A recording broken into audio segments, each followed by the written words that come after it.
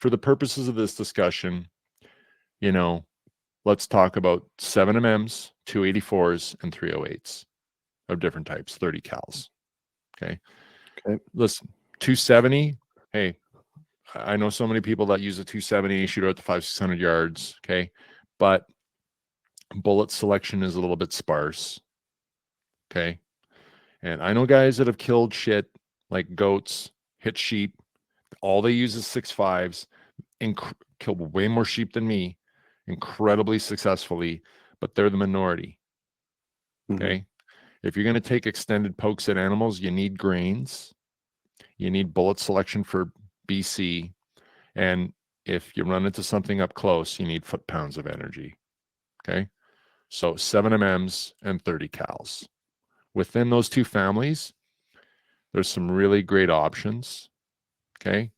Um, my favorite calibers are in the 7MMs. My two favorite calibers are 280 Ackley improved and 7 SOM or 7R SOM.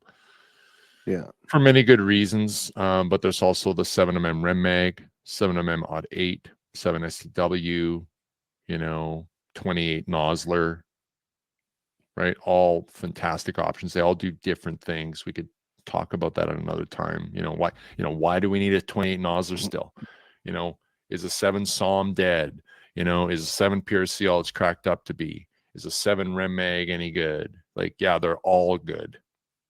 Depends on the setup, Yeah. Just to delve into that quickly, I still bring in 7MM Rem Mag in Gunworks and Snowy Mountain Rifles. Why? Because sometimes people are set up for reloading. Sometimes they just want cheap factory ammunition. There's nothing wrong with that caliber at all. Is it the most efficient? No, God, no.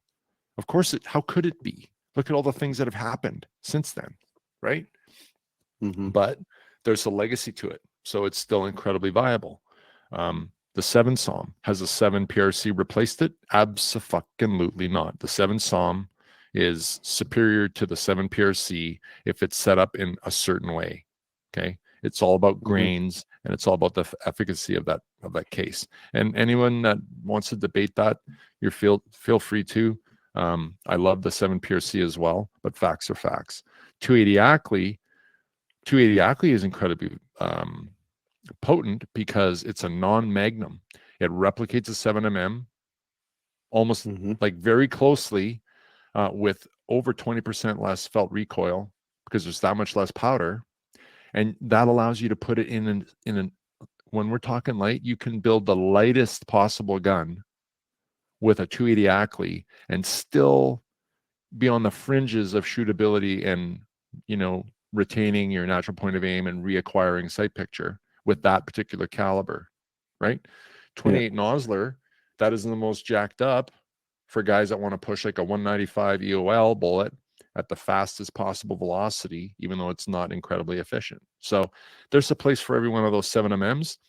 Use whichever one you like, knowing that you have probably the most efficient ballistic coefficiently efficient bullets available, okay, that have really high sectional densities for penetration.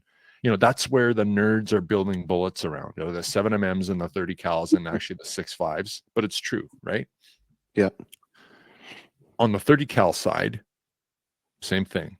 You got 300 Rum, 300 Win, 30 Nosler, 300 PRC, right? 300 Norma Mag, technically, right? They all sort of do the same thing differently. 300 Rum still is the biggest powder. It's not dead. For people that want to hand load and they want to push big bullets as fast as possible, the 300 Rum's still king. Okay. 30 Nosler and 300 PRC are actually very similar. It boils down to the bullets used. And Hornady won the marketing game. But I still carry a few 30 Noslers because I still really like the caliber myself.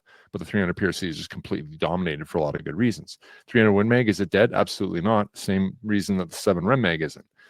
There's just ammo everywhere.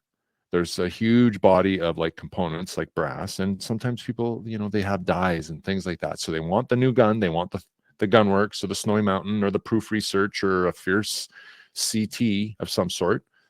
But they have reloading dies for 301 Mag, or they don't want to run out of ammo and they can, find, they like Barnes ammo, 180 grain, right? So they can go buy a few cases of that, right?